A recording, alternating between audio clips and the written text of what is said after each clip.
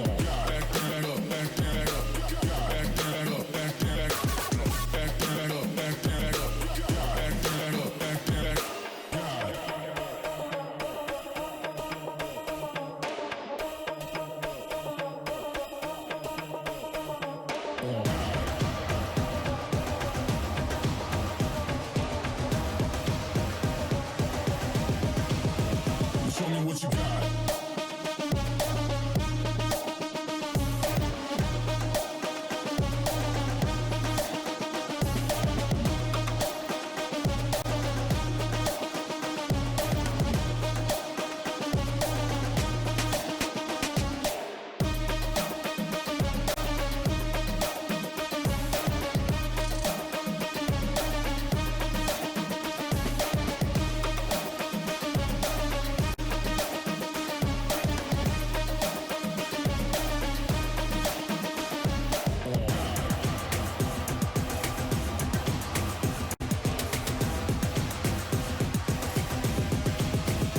Show me what you got. Down, up, back, back, up, God, down, up, back, back, God, down, up, back, back, up, God, down, up, back, back, God, down, up, back, back, up, God, down, up, back, back, God, down, up, back, back, up, God. Ain't no reason to back down, so step it up. God, down, up, back, back, up, God, down, up, back, back, God, down, up, back, back, up, God, down, up, back, back, God, down, up, back, back, up, God, down, up, back, back, God, down, up, back, back, up, God.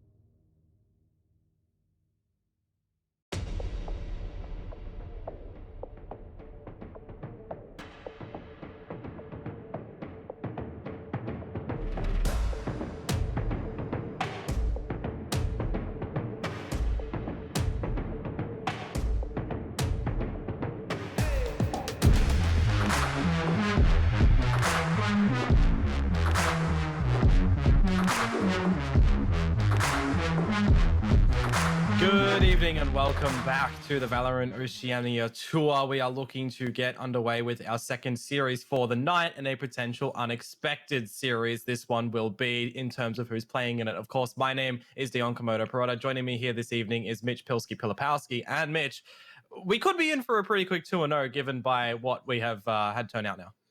Yeah, look, I think that you could make that argument regardless of how that previous series went. But BTS are full of surprises. You never know. They've already caused one upset. It's a team full of quality players. I hope that at least they're going to push order a little bit. This is a great chance and a great opportunity for them to play against one of the best teams in the region and see what they're made of. They've already made top 3 in this tournament, gotten themselves some nice points. At this point, if I'm BTS, I'm thinking to myself, nothing to lose, really. You know, no one has any expectations over this game. Let's just give it a good crack and see what we can learn from this. Yeah, and it'll be good for McBTS to see sort of how Mortal Order are now that they've been brought back down to earth by the wildcard victory in the last one. And of course, we're waiting to see what sort of maps are going to come out as well, if we're going to have the sort of same rinse and repeat ones, because, you look at this map pool as a whole, we've got no Breeze currently in this tournament. It is just those sort of 5 maps. And when you think Order, you probably think to steer away from something like Split. You think McBTS, they're still relatively new. It's kind of what would you look to steer away from? It's nothing really there. So it's going to come down to just some sort of these angels to come out from them, because for BTS, right, they were the team that knocked out Mind Freak, right? Let me double check. No, they knocked out Mind Freak. Yeah, Mind Freak. So there you go. So there's everything that you can draw upon from that. I am really just kind of seeing to see what they can sort of do against Order, who might be feeling like kind of weakened and kind of down from that previous map. But then again, or match rather. But then again, they've still got that grand final if they win this one to still claim out those points and kind of still say, hey, we are still at the top of this region. Yeah, I mean, that's what you'd be expecting. And it's a similar thing. Like, I've seen it in so many competitions, so many of these double elimination bracket situations. Like, one that really sticks out in my mind is from watching like a million games of Chinese Counter-Strike, where it's like Tyloo and Vici going at each other. And sometimes it's actually a little bit of a curse to win the upper bracket game, because you can kind of throw what your style is and throw out a lot of your secrets to be able to win a game that's not the grand final. And then the other team can try and come through that lower bracket and have another crack at you with a lot more information. Well, that's exactly what Order are going to be looking to do as well. You know, we saw a big decimation play come out from Bind from Wildcard there, 13 to, what was it, 3 or something? It got maybe they came back a little bit. It was a little bit ago now. But yeah. Yeah, it was a pretty one-sided game. Either way, let's take a look at Order here. It is obviously a team we're all very familiar with. They have lost very, very few series this year. Only a handful of them. One of them just being dealt a loss by Wildcard, who are playing pretty exceptionally at the moment. So hats off to them. Order, they're going to have to grind their way through the lower bracket and play up against their opponents here, who will be BTS. Now, these guys, they have obviously just finished up playing Nebula, and they dispatched of them pretty one-sidedly. So I'm interested to see if these lads over here on your screen can do something in this matchup, because this is a team of talented players. Obviously, Maple's kind of been the standout on the Jet so far. What are your thoughts on them, Dion? Well, I mean, we've already seen the faces of Order, of course, so bringing it into mid BTS, I think with these guys, they need to just make sure that they are on the ball like they were yesterday against that game against Mindfreak. You know, I kind of had a little bit of a chat with Clutchy afterwards, and when I say a little bit, I mean like a really brief chat just about what happened on Haven with them when they did claim the victory and everything. But for these guys, I think we just really need to see the pressure come out from them. We need to see like extreme consistency. Order's a team that won't let someone like Maple kind of run around and shoot. Potentially not. I think I would agree with what Clutchy said in the interview. These guys look reasonably composed under pressure. So let's see if that how much weight that composure holds, because it's one thing to upset a Mindfreak in a close series where you're playing reasonably well, and where, in my opinion, Mindfreak made a number of pretty big mistakes and through a couple of rounds where they clearly had an advantage in. Order's going to be another task, but I'm willing to see what they've got. Nope, certainly so. I'm willing to see what sort of maps that we are going to be going over in towards. BTS bring out Haven. That's not a surprise. What is a surprise to me, though, is the remaining two, Split and Icebox. Order have been very potent on these ones, and I am kind of just looming in my head right now, like, why do we have Split? Why was, what was it, banned from BTS? Yeah, Bind. So I'm not sure why BTS have banned Bind. I will say that this is a little bit of a worrisome map pool in my mind for a team like BTS. They haven't been together that long. They haven't got that many reps on many maps. The majority of those maps where they have got reps on are Ascent and Haven. Every series, it seems like they're playing Ascent Haven. There's usually a Bind in there as well, or sometimes an Icebox. So Order picking Split to me is Order looking at, hey, what maps have these guys played? Well, they really haven't played very much Split. So, I mean, we've got arguably the deepest map pool in the region. Let's just go as wide as possible and try to push them out of their comfort zone. And I like that approach to the veto. Yep, no, well, we can get straight started into this one here, Pilsky, because we do look to bring it back in towards Haven, kind of the map that has been, I don't know, with every series so far that we've seen over the course of this event. But, of course, this is where we did see Mindfreak get taken down by BTS, of course. So I do really wonder, Order, after an unfortunate loss in the previous series, are you going to be able to win this one cleanly, or are you going to be giving it a little bit close just to make sure that they might be keeping everything okay for tomorrow's grand final if they can make it? Autumn's on the Jet, not the Rainer. Mm-hmm. Interesting. Yep. And Maple's on the Rainer, not the Jet. Now Clutchy is on the Jet. So a couple things swapping around here of what characters some of these lads are choosing to play. Wonder why they've made those adaptations. Either way, a little bit of a contest quickly in towards short A. Maple just forcing his way in there in combination with Clutchy, just pushing back the defenders, limiting their info. Cheeky little shoulder peek spam away from Autumn, trying to catch one of these players on the fadeaway. Doesn't get too much damage done. So after all said and done, I have to say, McBTS, pretty good job denying this map control. Again, there's another example of it. Just one player peeking out windows, stopping Disco from peeking top mid.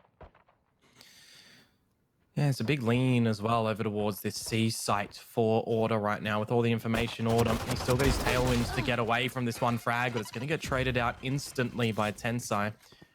Yeah, good patience, just playing off of each other well. Now's the regroup from BTS. They're going to start to move back towards this A site. It's a retake setup for Order. There's the God Dart being lined up from BTS. Not that they'll even really need it, because Maple just chooses to walk straight into the site. Side now making his way towards Heaven. Let's see if he's got any cute little shock darts. I wonder how many Astral Stars are available as well for both of these sides. One of them's used the Gravity Well to get Tensai off the normal default line, and if there was a second shock dart, you could have definitely seen the frag be found, but Tux is going to be able to answer firstly in this retake. Turret to be destroyed. Maple does have these charges, but he's not going to be able to use them, nor a Leah. The flank has been seen now. Zenkoko good for one, but Order, they do find the pistol. Didn't really feel like they were sweating too hard. No, not really. It was good chip damage in. They seemed very well aware of what the possibilities were. I like the way BTS set up that round. You know, the way that they were denying map control. It's very, very easy, especially for an underdog opponent, to get caught off guard by Order going for these early round pushes. I think they did a good job of denying those. I think they just really fell down once it came to actually setting up for that post plant. Utility was a little bit more effectively used by Order. Either way, though, it is a force in from BTS. They've got a comparable buy to Order, just a little less utility and a little less armor overall. Very early Gravity Well used as well from Zenkoko here, as a tag does come out from these marshals on both sides. He's just fearless. Just repeat after repeat after repeat. Even going for a little bit more. In the meanwhile, though, BTS, they are looking to potentially contest Garage. There's a lot of Order players in this part of the map. That is brave from Zenkoko. Mantis does not care. Bust through the top C smoke, and now that's the site for BTS. Speaking about not caring, neither does Maple as he just charges straight up in towards the garage window. That shock dart eliminating Disco. Nope, just forcing him straight into the hands of Maple, who's happy enough to farm out. Dodges out that shock dart as well, going for another one. Going to be able to get a dink only on towards Signed, who is now stuck between a rock and a hard place. The back of the shield. Clutchy's poised up on the Marshall, trying to find the headshot of Tux. Can't quite navigate it though. Yeah, maybe a bit of an over-adjustment, but BTS very happy with that situation. Zenkoko, ballsy from that man. Just walking straight through that top C smoke. Not a care in the world. Tux seeing if he can get any exits on the way out. Take a few more guns out of BTS, but that is a very successful force buy round. Yep. Not something I was expecting already, BTS. Not playing too badly. We might have a series on our hands. You know, I'm not expecting super amazing things out of BTS. They got a tall task ahead of them, but winning force buys like that in that fashion is what fills me with confidence. You know, it's not always about how many rounds you get or at what stage of the game you are, but really it's about the eye test. You know, if I'm seeing BTS winning rounds like that, if I'm seeing them play with confidence, then I'm getting a little bit more worried for Order, I guess. Yeah, we could definitely see some struggles on this defensive side for them. Off the get-go already, and through a smoke, apparently. Clutchy's finding 1.5 kills. Not bad. There's still the push from the rest of Order straight through this smoke. Coming up from most of these players. One enemy remaining. Clutchy one off the knives, so if he was to get one more kill or die there, he would have actually got them heading into that next round, but he's not too upset. He has got his hands on a Vandal, rather, so he's going to be able to hand that off to a mate and maybe pick himself up the knives if he wants to in this quote-unquote bonus. Obviously, we're much deeper into the game now. It is round number 4 after BTS has won that force. A lot of players getting quite close to their ult on BTS as well. Placing sentry. Yeah, you got the Blades and the Empress very close for Clutchy and Maple in that order. 2 away from a lockdown as well.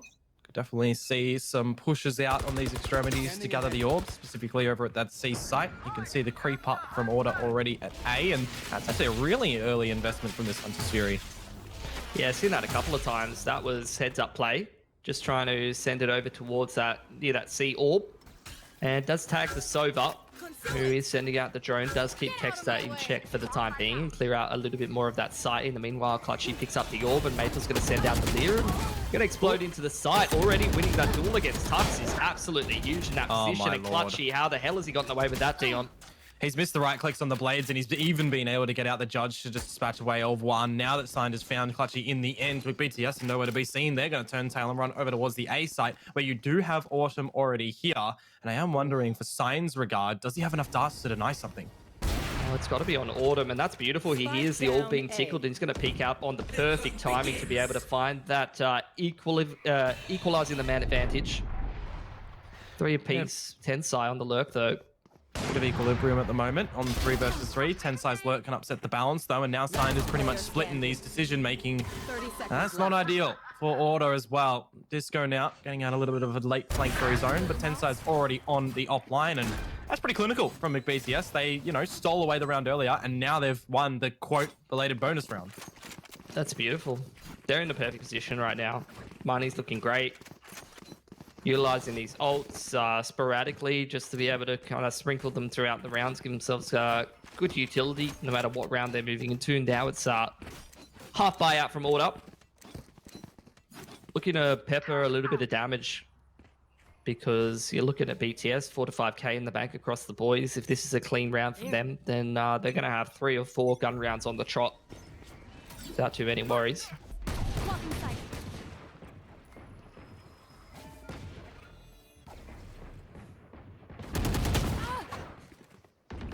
Bit of an engagement. Going to force Order back. Oh, the blades. They started off. So try to get the Vandal, and he does get his hands on it. Man, disadvantage. These are the rounds you can't take for granted. You do see Autumn's handed off that rifle to Signed now, as he's still got the blades. So a couple of players with some very dangerous weaponry.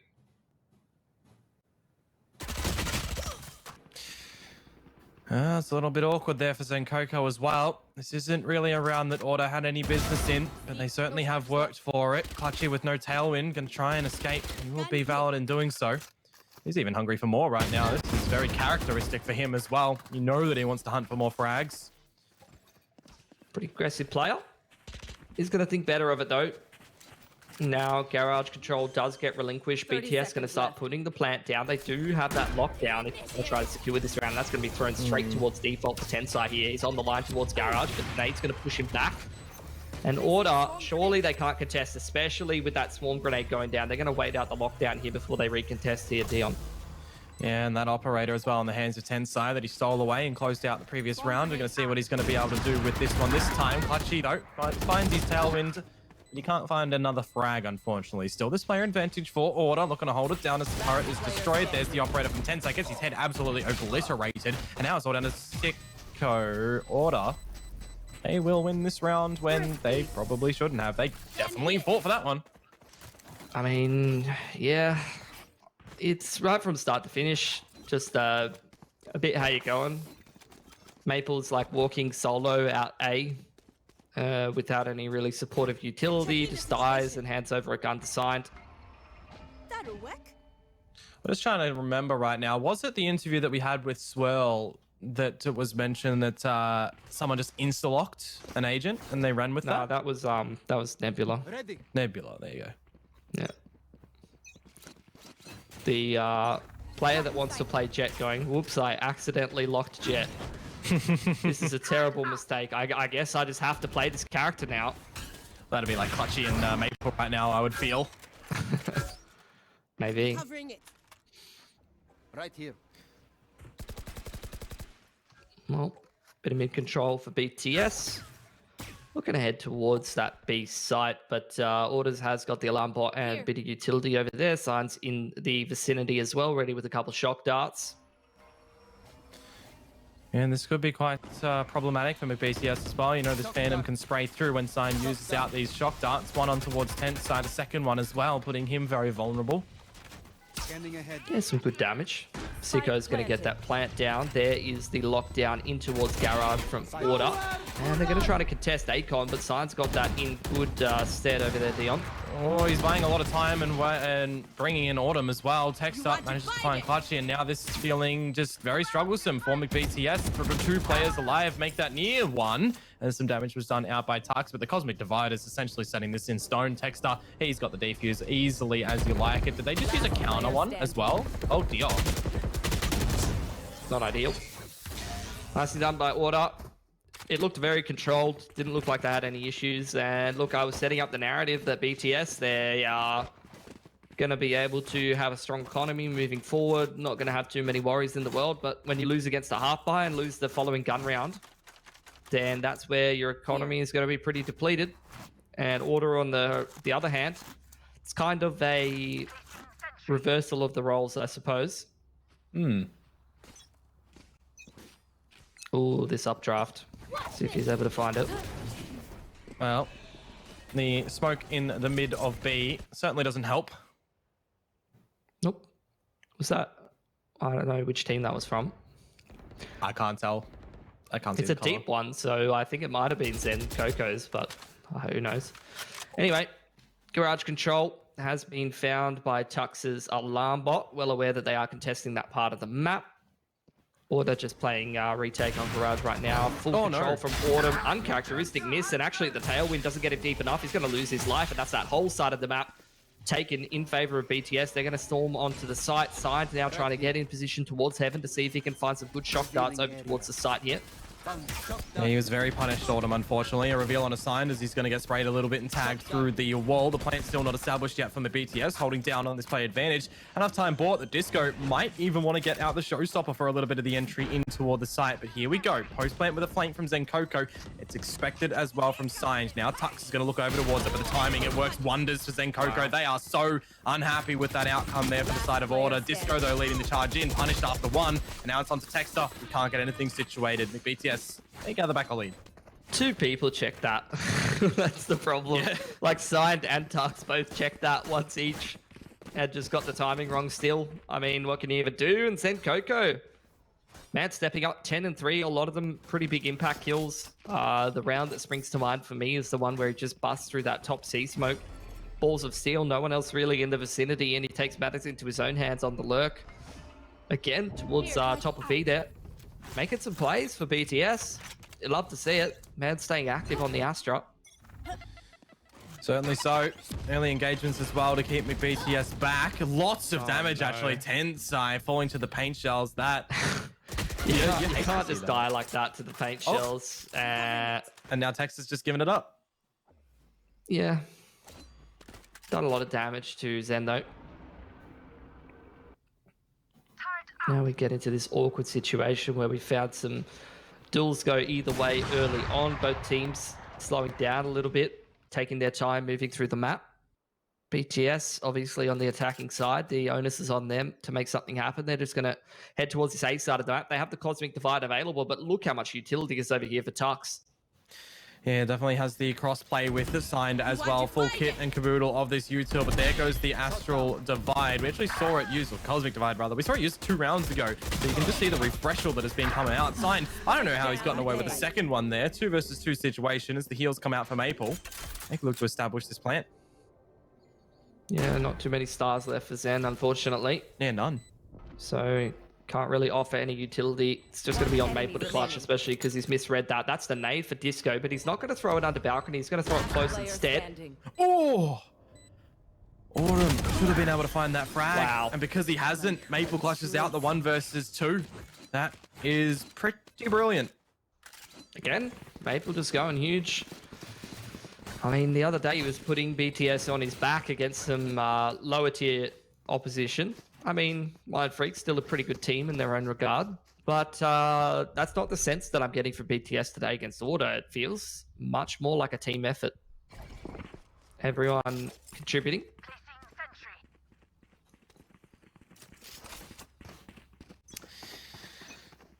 I don't know. I tend to favor the attacker's side on this map. BTS found 5 so far. Order. Let me get a bit of a wriggle on this defense. No ultimates to speak of at the moment.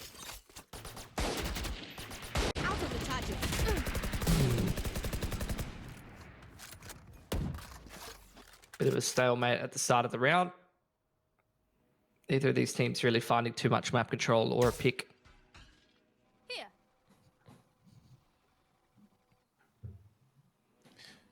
Very slow at the moment. No push up from Order as well. Happy enough to play patient. Wait down that clock. See that the Objective, of course, of the spike plant is a target for McBTS here. Take flight. Tux has got his utility spread out a lot here. Trying to mind multiple different positions across the map in combination with the Astra utility without really committing that many bodies to it. Point of contest is going to be A, though. Clutchy walking up long C simultaneously to Autumn walking down long A. And the timing looked like it was going to favour BTS, but Clutchy also goes down. So both Jets being punished for aggression as BTS take this A site. And of course, that God Dart was shot out a little bit later on, forcing the fallback from Texo as he repositions up to the heavens. Disco on this very delayed flank. I wonder how long we're going to see Maple look after this location as everybody else for Order is funneling through the normal spawn location. The alarm bot Tux just places down, and here we go. That engagement, Maple, he waits and he is welcomed in that frag. Now it's just absolute decimation from BTS. They don't even feel any amounts of pressure. They're playing very well, has to be said. I'm kind of wondering if Order are under any pressure at this point. They're back down to the half pipe. They've already taken one defeat from an underdog today of wildcard.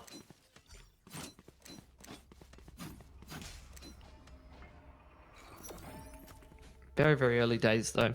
And the main thing is that Order has got that split and the icebox picks following this one. And these are maps that BTS have played much less than Haven, Ascent and Bind. At least in terms of the officials. They did have an Icebox game against Nebula that went quite well, and I actually kind of rate Nebula on Icebox, although it's hard to get a read on Nebula sometimes. Well, it seems it's easy to get a read in this round of what's happening. Signed 2 Marshall shots to the face. You mentioned earlier, he's not really someone you see with a scoped weapon, the Marshall or the Operator, but he's been picking them up a little bit more lately, and certainly is finding his damage with it. Oh, I thought that was going to be a third. Maple a little quicker. He's going to continue the offensive. Leer up, in combination with the dart, does give them a site control. BTS, they were talking about it, remaining composed in 3v5s, 3v4s, XVX situations. And they're looking reasonably composed right now, not rushing anything. Trying to get enough utility down to be able to put that spike down, and that's exactly what they've been afforded.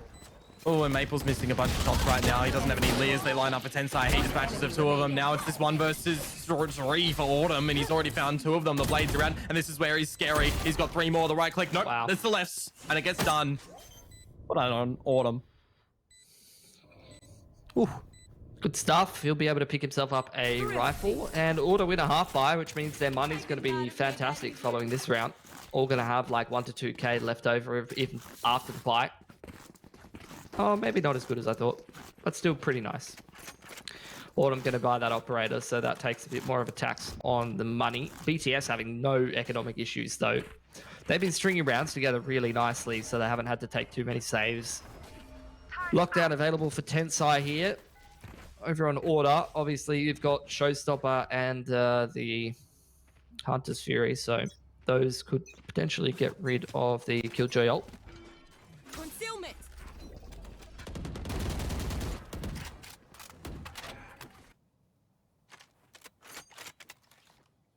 I'm really enjoying watching BTS work the map on this attacking side. Sometimes you see a underdog upset come off the back of some crazy shots being hit, some really up-tempo strategies that catches an opponent off guard. That's not the case. They're playing very fundamentally sound right now. They're working the map quite nicely. Zenkoku's used a bunch of these stars already. 1 in possession still. And I believe 1 on the floor. Tux again. Utility spread out quite wide. Turret in the B site. Alarm bot in the garage. B contact has come. He's going to pop that little mine. Yeah, well, the lockdown does come out from a BTS as the Hunter's Fury for Order is answered in return for the lockdown to be destroyed. Clutchy, we saw him in the gravity well earlier, dashes through, is finding the frag. More's frags to be seen as the kills come out from Disco. Left. Player advantage for Order. 25 seconds on the clock to get the plant here from BTS, and going to be quite vulnerable when they do so.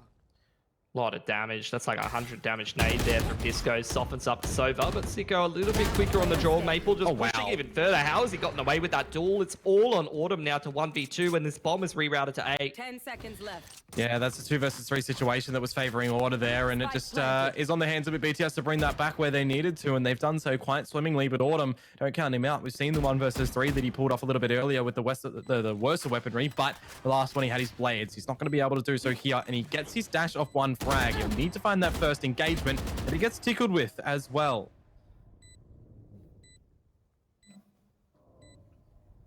Lots of corners to be cleared right now. McBTS not giving him an angle at all. I don't think he's seen the feet rather, up at heaven. Yep, and they do have it. Sicko, he finds the frag with BTS. They actually do bring that round back. Yeah, again, it's composure in the XVXs. They're showing it even against Order. I was wondering to myself, you know, we saw it against Mindfreak. We saw them turn around those awkward situations, stay composed, the communication staying on point. And I was like, yeah, cool, that's against Mindfreak. Let's see Order today. I mean, they're passing the test. A few of these rounds have gotten really awkward, gotten really sticky, and they've been able to navigate their way through them very nicely. 7-4 could be an 8-4. The buy for Order is a little bit scuffed. Couple of Spectres thrown in the mix there. Oh, that's just not ideal. I'm not sure how Tensai's even won both of those duels. Clutch has answered back by finding 1.5 kills. You just get traded out by the Hunter's Fury that's forced to be brought out from the BTS, and I guess rightly so. They've already taken down, you know, they don't allow Tux to rather get out the lockdown in that engagement. Maple pushed up all the way to C-Link, and now it's just going to all be on to back assigned. Look what weapon he's got as well. It's only a Marshall. Yeah, we've seen some damage from him. He really wants to find a Vandal or something on this hunt. Yeah, there's no bodies anywhere near him. This is looking like it's going to be an 8-4. Very impressive half so far from BTS. You got to give it up to them. Yeah. And Clutch it end it. One misplayed, the next one's fine. Yeah, 8-4, man. I got to say, like, I mean, BTS, they certainly are just looking very well vested in this map and well exploring the map.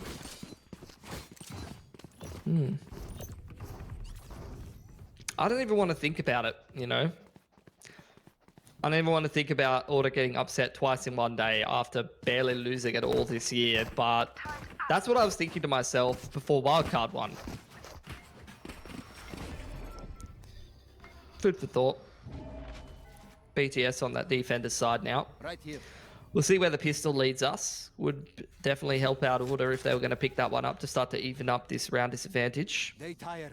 We don't.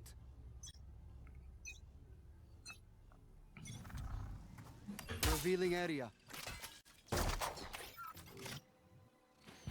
Pistol round. Back at it again. Dart's being waited out there by Order. They opted not to shoot it.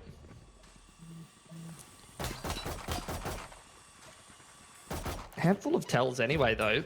They ended through the boom bot. And they dashed to the site there, Dion. Yeah, Tensai is going to get maybe decapitated from a little cheeky soldier in the smoke, and that is going to be Autumn. The gravity well buying a lot of time, however, but already losing the first player on the BTS and a bunch damage. Need to see Maple catch a frag to be able to heal on up, and this plan going down for Order as well. Yeah, the drone gets a bunch of this information, a little bit of the tag, but they're already bleeding. No tourniquets to assist into this around. It's going to really just be on your smoker to get something done, but as I say that, Zenkoko, Sicko finding the frags. Zenkoko, it's on you, good sir. You get taken down, and now Autumn closes it out. Order, they do manage to pick up this pistol. Nicely done. Puts the game a little bit closer.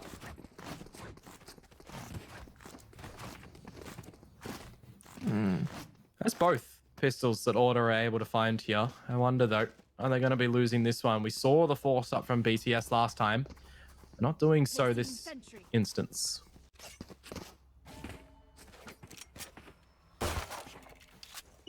Maybe not feeling as confident on the defender's side to go for that force.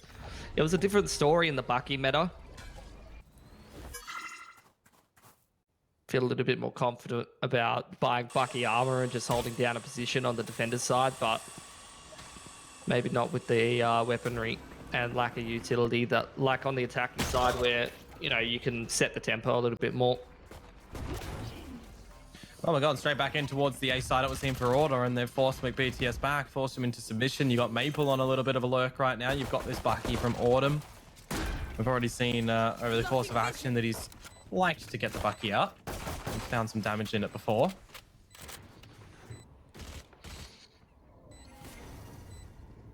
Always like to keep an eye on who's getting a lot of these anti-eco kills.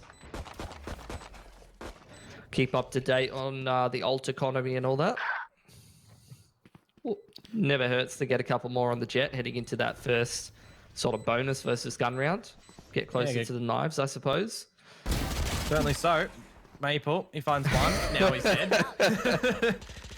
I mean, hey, you may as well use one of those charges. You get one for free at the close of every round. Speaking about free, that's a free frag for Clutchy, which he was probably not expected to find anything. All things considered, 3 kills in that round from McBTS makes things in the bonus round a bit better. Oh, yeah. I mean, it makes the bonus round a bit more, like, a bit non-existent unless you're going to go down to, like, sheriffs and armor and stuff. A bit more neutral coming on forward.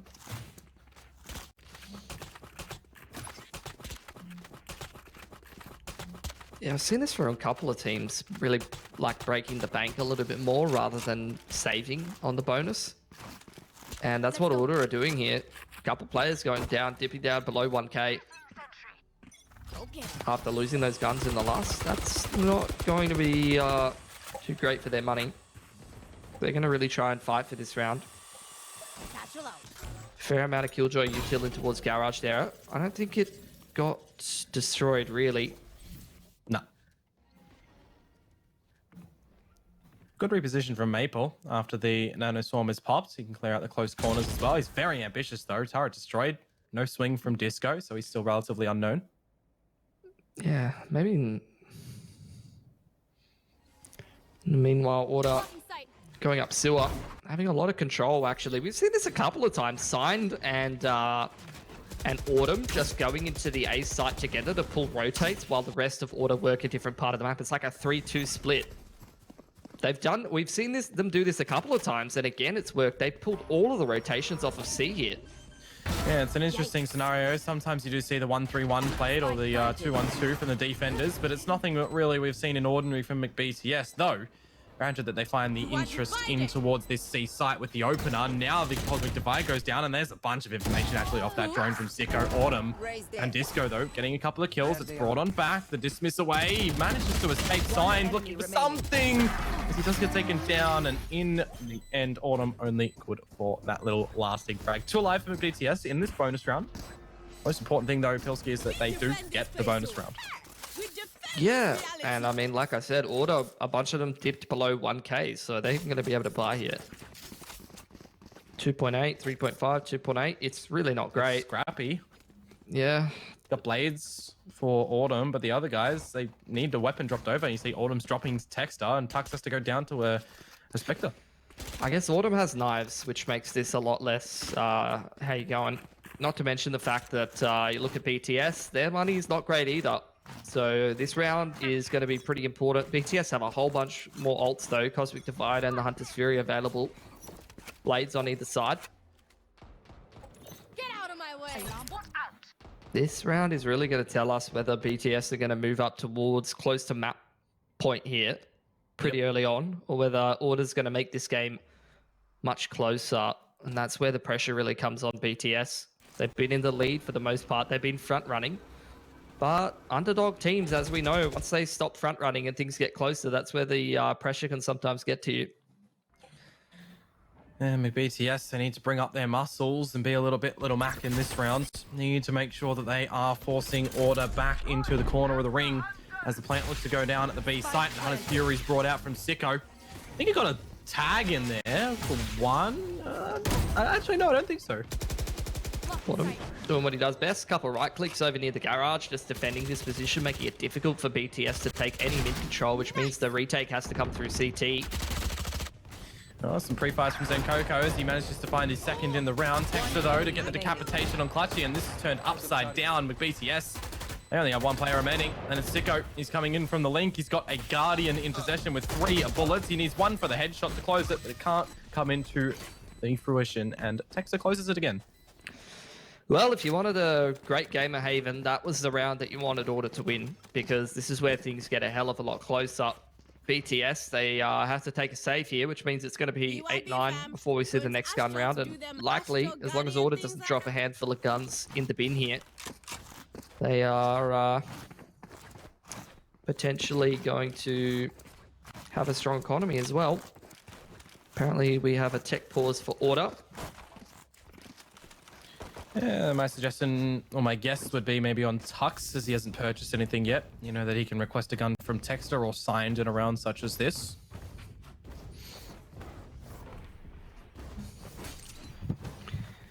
Disco's one of his... Oh, got a couple of Order players, a couple off of their ults. Always important to keep your eye on that heading into an anti-eco round, because obviously whoever ends up multi-fragging will have the ultimate available for that next round. And especially a lot of these comps that we're seeing, you know, run more frequently, I feel like have those big impact ults. There's a couple of characters in this game where, you know, the ult, it's good, maybe like a Cypher or something like that, but you don't really care too much. At least until you get in towards the mid to late round. But especially the comps at the moment, I feel like a lot of them is like 4 or 5 pretty big impact ults. I think so far, like just kind of glancing at it and thinking back, all of the cosmic divides that we've seen specifically from the Astra players today, I've only really seen one that's been extremely capitalized upon, and that was the one in the last game where it was thrown at the back of the site. I think it's one of those ults where it's like you get some really money ones, but it's always good. Yeah. It's never not good. It's a really good design though, because it's one of those things where there's I feel like it's easy when you're doing like game design on any kind of game where it's like you did X thing and now your team gets a benefit or whatever. But that's one of those ults where it's like it's a double-edged sword. Like the other team can use it against you as well. And that's the kind of design where I'm like, oh, that's awesome. You know, it's not just one-dimensional. I miss game design. I studied it in uni for a couple of years. It was fun. You could be the man to buff the Bucky again, Dion, but you missed your calling.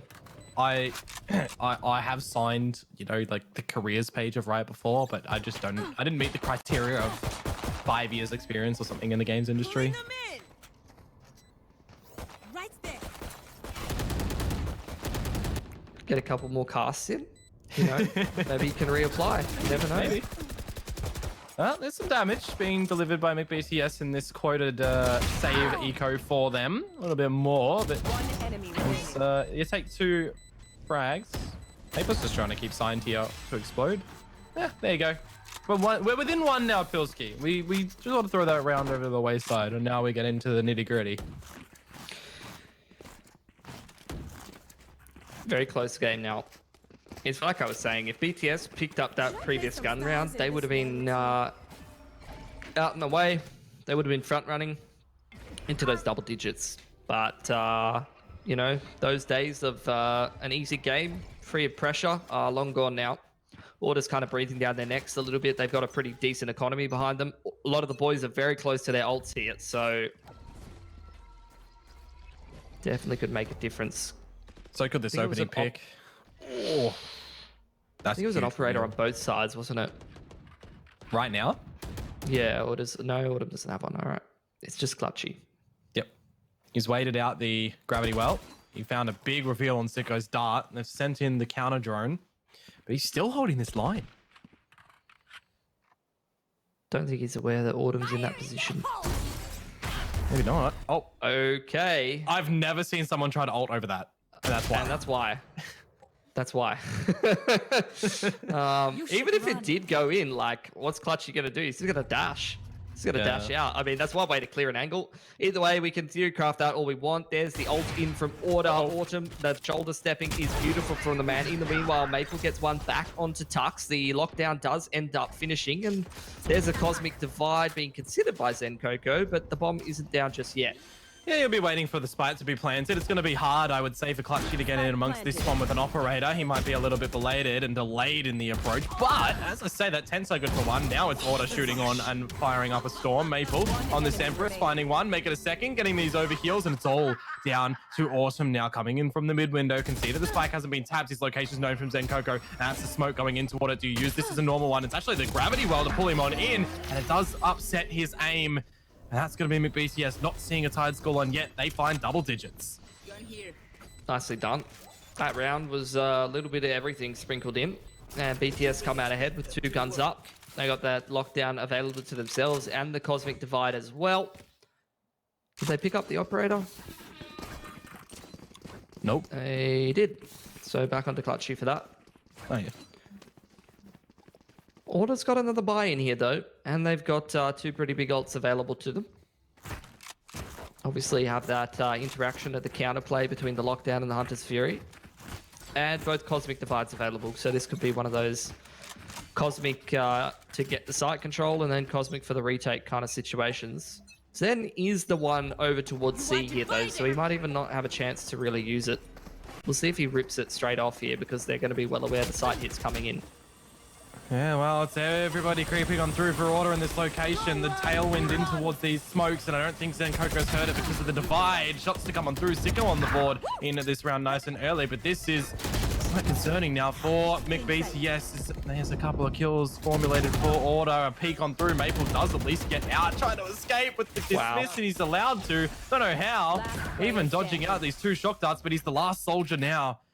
He's going to have to try and salivate something back for his team. A wrong location peek from Tux. The heals are on out, but he's got these 2 disconnected duels. Wins onto Signs. He's on for the 4K, but look already where Texture is. He's over towards the A site, and that means that likely... he's recalled 2 of his stars as well, ready to go. Maple hasn't even started rotating yet, and only now. You see that overheal, it's almost gone, so he's going to be back down to 100 HP for this post-plant. You can see that Texas is repositioned as well. Stars on the site. You can use that gravity well. And did he put both of them? Oh, he's no, he used 1 for CT, so I think he's only got 1 on the spike right now. Yeah. Well, I have to see how Maple's going to play this, thinking that he is very vulnerable from the flank, which granted he is. Texas just playing very sneaky in amongst the sewers, not falling for the bait tap as well, which is very smart. Not even popping the gravity well, finds a lot more time. Maple sticking it. He's vulnerable, and there's the peek from Texter. Very nicely played. Got sketchy. Definitely got sketchy there. These 2 teams going tit for tat is going to be really weird for the economy. That's BTS's money absolutely cooked there. Only Survivor 2 players up in the previous. Unfortunately, they're messing around with their loss bonus a little bit at this point, but they will only have to take the single save. Order's economy is not great either, which really puts the emphasis on them to make sure they don't lose too many guns in this round. But that hasn't really been the case, you know. I feel like that's wishful thinking at this point. I've been saying that for like the last 3 days, and I feel like teams are so good at hitting these sheriff shots at the moment. Autumn able to find the opener onto Sicko. No Hunter's Fury coming through with that orb gathering as Tux finds Clutchy. I gotta say, Tux has been a little bit silent in this one so far. Maybe he's having some of these old game moments. You've cast a cursed him. He's one off the lockdown now. But as I was saying, maybe he's having some of these old man moments where, I need to play 2 BO3s now. You know, it's getting a bit late. It's getting dark outside. I need to go to bed. Getting dark? What do you mean? It's already dark. True. Wait, what time is it? 7:15. Yeah. Look, fair enough. Some seasons in Australia at 7:15 p.m. it would still be light outside. It'd still be like Arvo. Not in the winter though. All right, 10 apiece. This game's neck and neck. Both teams really just going tit for tat. Although you have to say, looking at that breakdown on the scoreboard, Order being a little bit better at stringing the rounds together here on the attacking side. See if that trend continues. Oh, this is a bit of a mix-up. I like it though. Clutchy doesn't. He's been taken down with no trade to be seen. Unfortunate. Got double swung straight through that jet smoke. The drone will reveal Sicko's position as well. Maple's over here too. Cosmic Divide out from ZenKoko. trying to keep order back in this situation. And actually, they're not going to force the issue. They're going to go back to the drawing board and farm that orb for the lockdown for Tux and potentially re-execute after this Cosmic Divide elapses. The funny thing is as well, the thing that I mentioned earlier in the broadcast is that I spoke to Clutchy last night, and the thing that I said to him was, Haven, Reyna, you're pushing solo with no like trades. He's just done it again, but this time on that jet kit. So it's ambitious plays that he's really hoping for the high percentage, and it just doesn't come out. We've got the counter lockdowns now. Lockdown into the lockdown, and after all said and done, Order will forfeit that position. I feel like that push. Oh, hold on. It's fine for Maple. They're not going to push him. Yeah. I feel like that push was fine. You see that all the time from Jets go to take that map control on the defensive side, push up close to long A. This is interesting. Autumn's just okay. I can't really explain it. He's trying to keep rotates there. I understand that, but yeah, B hopping, doing spins through garage. I guess that's what wins you the round if you're Order. Genius. You love to see it.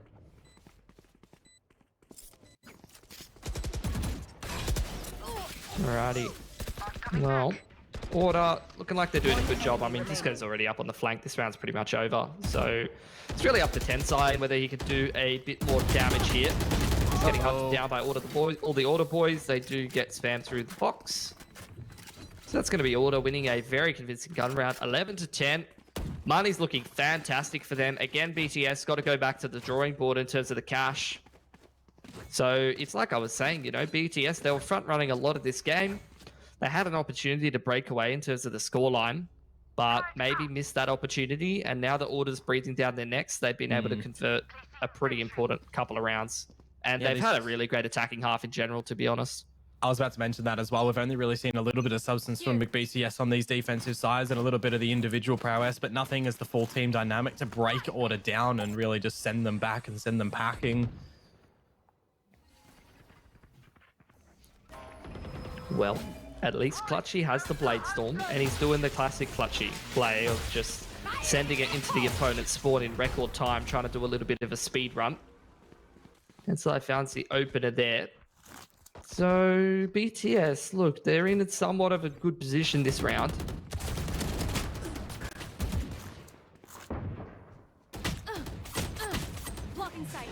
Oh dear. Some missed blades. Seems like I'm having a little bit of a hiccup with the internet right now, but we'll press on. Text up. You'll be able to counter Zenkoko. Clutchy down 2, and things are just going swimmingly for Order in this round. One enemy remaining. Oh, yeah, can't argue with that. Yeah, there was their chances for BTS to be picking this round up, to be honest. Started off well for them, but it won't end well. Order 4 alive after losing the initial pick. Good recovery.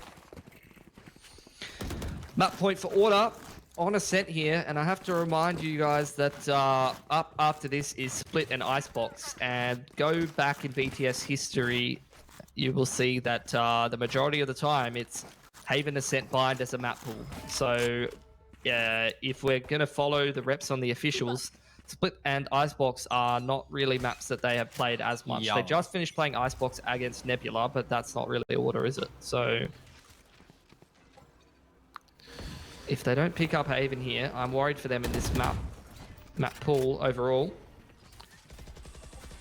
Yeah, well, they still gather themselves some nice points moving on forward. If they can do something similar in the next stage, they'll get a decent seed in the championships. Well, Maple goes down, and Autumn takes that as it's time for me to send it through A. That is great timing from Clutchy on the flank, though. The Cosmic Divide does come out just in time to secure Autumn all of that A site. So here's the push in from Disco, try to get into that post plant, but it's a man advantage for BTS here. Their advantage coming in toward the retake for them as well, but Science can equalize it by finding the frag, and he does manage to do so. With this Cosmic Divide, it's eventually going to fade. Tensai doesn't have enough HP to win out this duel, nor the angle. Autumn planting down his feet for 4. And there you do have it. Map number 1 between McBTS and Order goes Order's way, 13-10, where, you know, I was kind of feeling like maybe we saw something from BTS, but as soon as those sides switched, that's where Order switched gears as well, and they just kind of skyrocketed with it. Yeah, I think it's what I've been saying. You know, I just feel like a broken record at this point, repeating myself. But teams like BTS and some of the teams in that sort of realm trying to crack into the top couple in the region who maybe haven't been together so long, haven't got as much practice under their belt. They can play some really good sides, or they can play certain maps really, really well when they're in their comfort zone. But maybe the consistency just not really there on the defensive side of Haven. So moving over to Split now, it's not about they play too much. Let's see how well they play when they're not in their comfort zone.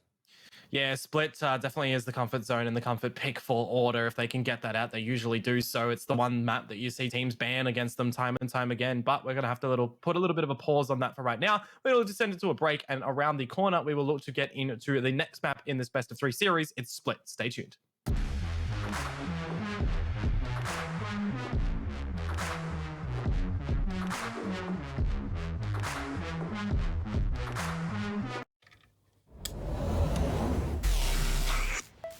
I just time traveled.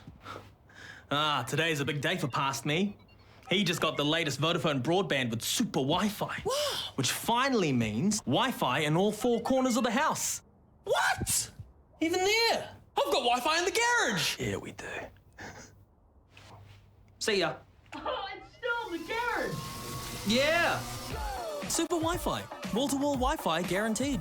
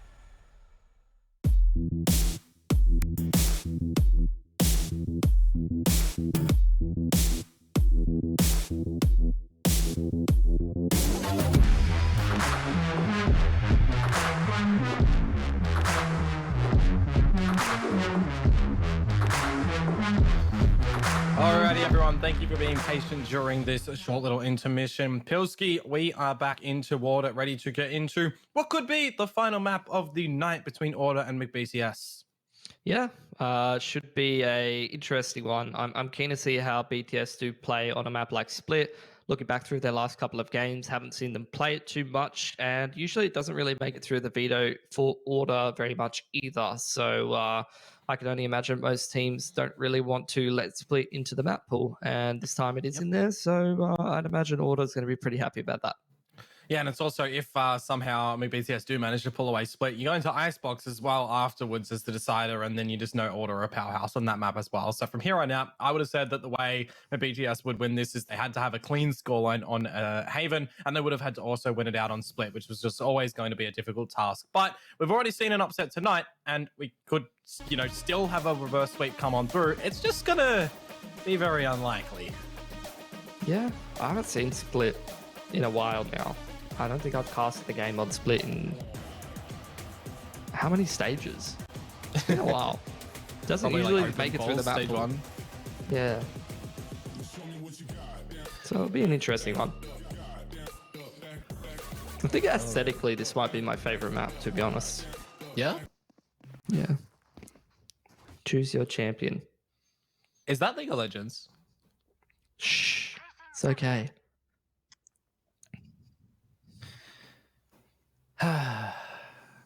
Easter eggs. That's how you unlock League of Legends. I always wondered. This is like what's it called? Like Gwent in The Witcher. It's got like the micro game inside it. Oh yeah. Like you got League of Legends inside Valorant. Why not? Why not at this point? Here. Either way, into the action now. Does seem like Order spread out in a 2-1-2. I'm actually going to start just walking into the B site. Looking for a peek is text up. In the meanwhile, the rest of the boys hanging around behind the wall at A. All of Order just kind of sitting back, having a little poke around, seeing what's up. Here. It's interesting for McBTS. I mean, their sort of composition on this one as well. They've got out the breach, which I really like. You got the Killjoy, Astra Sage, Raze. And the real difference is Order is still rocking in that double duelist. Has been a favorite of theirs for quite a while. Can't blame them when you got players like Disco and Autumn to wield them. Now the pace picks up a little bit as they start to split towards this A site. A lot of pressure on Heaven here. 1-for-1 so far. Oh, Maple able to find Texter means that the heals are going to be down for Order, although he does get immediately traded out by Tux for another frag in the round. Order, though, they're looking to just straight sail over towards this B site, which is going to be kept by Tensai, able to find both of them with the classic. Down 21 HP. He will fall back and just play the numbers game now into what could still be seen as a post plant. 10 seconds left. Tux just going to try to get that spike down. Does get stunned, though, and doesn't really have anywhere to go, just trapped in a corner. Look, at least he did get a little bit closer to his lockdown. Tensai will also get an additional ult orb in that regard. And pistol round, won by BTS. They're going to be reasonably happy with that. Yeah, you can't complain. Surviving with 3 players. Get the defuse, I guess, at the end as well. Tensai, as to say, get one step closer to lockdown. But I think for Tux, certainly is going to be better off for him. He got the plant and he got the 2 kills. I guess in the end of the day, it's 3 out of 7 for both of them. BYB fam, going to Astral to do them Astral Guardian things I do. I have no idea what Astra is saying, but yeah. It's a whole lot of yes, if you ask me. Oh, it's actually signed on the Astra this time. And Texter goes across to the Sage. Yeah. I was actually looking a little bit ago as well, like to turn off those voice lines, but still keep in the sort of ultimate sound cues. So I think they're on the same like audio slider channel thingy in this game. Fix, please fix. Yes. Order just looking to do a bit of damage in terms of the old economy.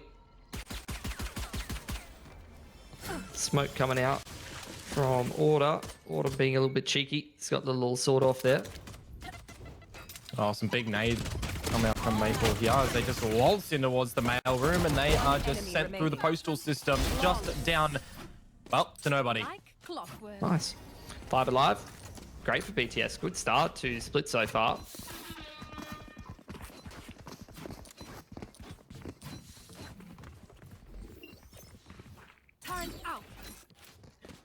Can't complain with a start on the defensive side of split. You hate to see, Order gain the pistol here on what is usually considered as a very dominated defensive side of map. See how this first gun round goes, though. Obviously, BTS on the bonus here. Kept all their guns up. So they're looking for some economic damage. As for Order, first gun round for them. Just a 1-3-1.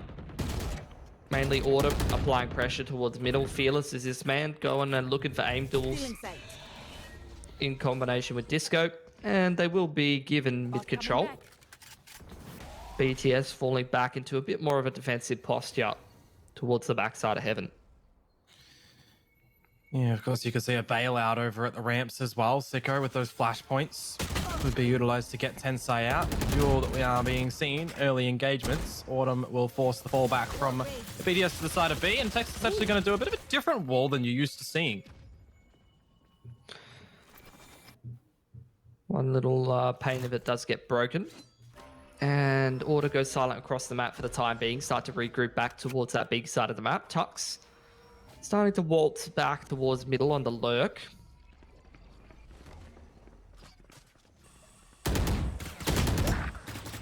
Next up, battle staging in toward the B site, able to find the first. Disco gets traded out, however, and then a little bit more Christmas lights to maybe be seen in the kill feed. Hachi misses his opportune timing window, though, to find that one, and the little lurk in Tux might be rewarded, though. A little bit preemptive on the shots as the plants look to go down. It's a beautiful shot to come out from Clutchy. Not expecting the next in the pit, however, as Order still hold on to this player advantage.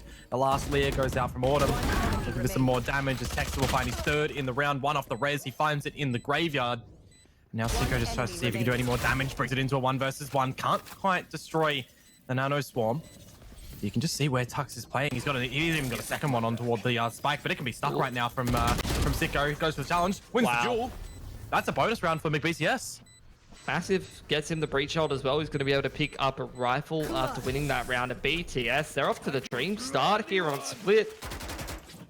Haven't seen them get too many reps on this map, but might have underestimated what they can bring to the table. Only a couple rounds in, but so far they're not looking super uncomfortable. It's obviously one of the maps that's been around for quite a while.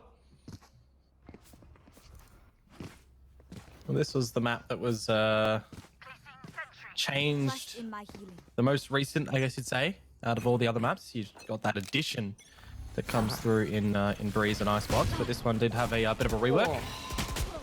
See you later. Clutchy just gets sent. Unfortunately, he's going to need some plastic surgery to rework a face after you catch a frag like that. Rest of Order now starting to work into Heaven. Just Tensai on this side of the map, all on his lonesome. Majority of his util is actually set up over towards B main there. Gravity Well does a great job of delaying things and also making Order a little bit more vulnerable. That actually gives Maple more time to start to rotate over towards the stairs, and he doesn't get spotted by the Boombot, I don't think. Wall across Heaven now for Order, but they're not utilizing it. Instead, starting to wrap back towards that A side of the map, but when they lose Tux on the flank there, I'm not sure if they're going to be feeling as confident coming in here. Spike down A.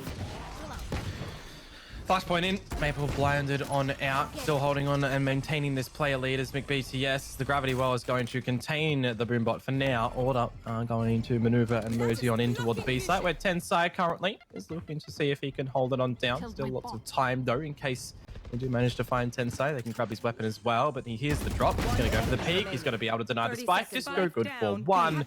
Anything else from here on out, you are absolutely welcome for the side of Order. But is he going to be provided it? The answer is no. 4-0 for BTS, 3 guns up. Off to a great start. Already almost maxed out on all of the ults on the server here. Signed being the furthest away, 5 out of 7. Which means things could definitely get a little bit hectic.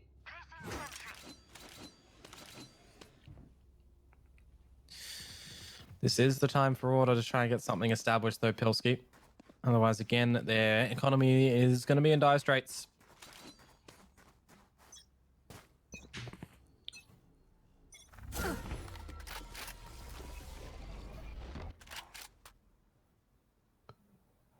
Well, looking like Order just wants to kick it off with a B split. Majority of the Killjoy setup is towards that B main. You can see Tensai in the top left, tucked in towards the back of the site, and obviously the raise over there for BTS as well.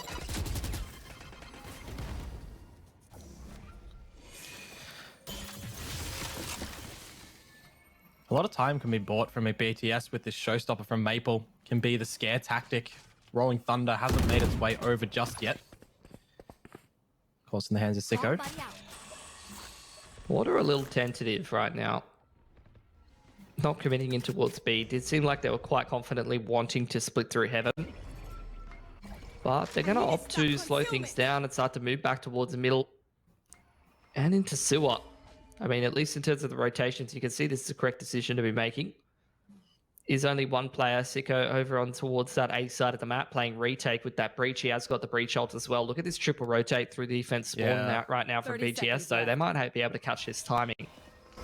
Wonder, does Maple still have the paint shells? He could use them as well as this showstopper, but it's just going to be the ladder, and he misses it out, unfortunately. The Rolling Thunder does not, as that gets the good containment onto Autumn, who is the first casualty. Another one to be acclaimed from Maple, pulls out the paint shells, but it doesn't work out, and as Order answer back with a couple of kills in turn, you've still got Sicko here looking to be the menace on the back of the side. He could just use his Aftershock right now to buy a bunch more time as well, and he's dancing around these screens. He needs to be able to find the time to deny the plant, but no. If he did put that Aftershock on the box, he could have denied it from the plant. And Order may probably bring this one back. That came right down to the wire. Jesus. Order manage it somehow, though. They got to pick up that first round, but that was sketchy as hell, Dion. Yep. Couple of timings that could have gone badly for them, and that would have been the round. But they pull it off. They even invest the res there. Not too many other ults. I should play some Astro. Still a handful of ults available for both of these teams, actually. And, you know, it's interesting. Killjoy pretty common on split, but no Sova. Meaning, obviously, there's a lot less counterplay in towards these lockdowns. Yeah, usually you would tend to see a Sky pick over a Sova pick on a map such as Split.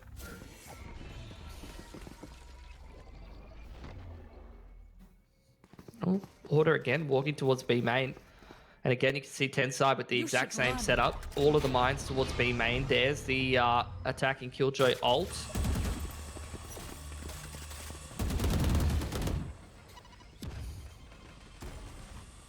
Swarm grenade out. Found them.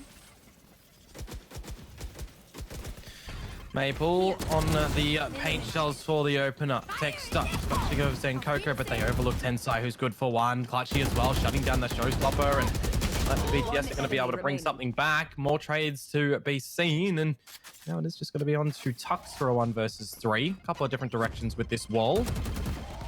Finds a little bit of an inkling on towards Sicko, but nothing too dastardly. Placing swarm grenade. Pretty good shutdown for BTS. Double peek into Tux, shuts him down, and I mean, they're just really not having too many troubles picking up the majority of these rounds. The only round that Order's really been able to secure was that previous round, and that really came down to the wire. Wasn't convincing. Gonna be attack pause for Order. Have a chat about what's going on. I can't really put my finger on it. The level of energy just doesn't really seem to be the same today from Order. Yeah.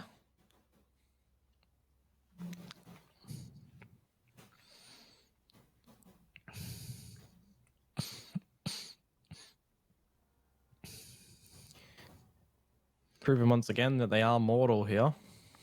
That is for certain. Well, hard to get a read on a team that hasn't really got too many reps in officials on this map and hasn't really been around for too long. Just taking a look back through the majority of their games recently.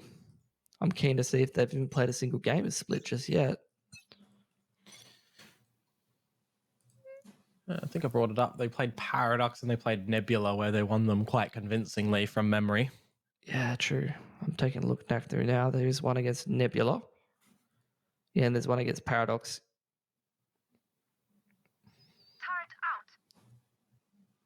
It was about a month ago, though. Mm. Here we go. You know, it was a fresh round. Order on the back of that timeout. Are they going to be able to kick it into overdrive from here?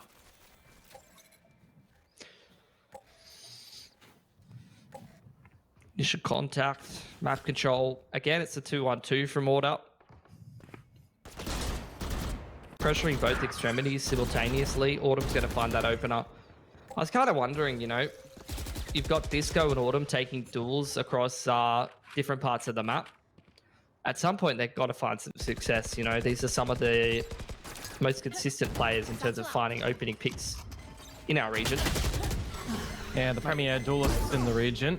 Oh, very lucky with that overheal. Zen, again, really good on the timing.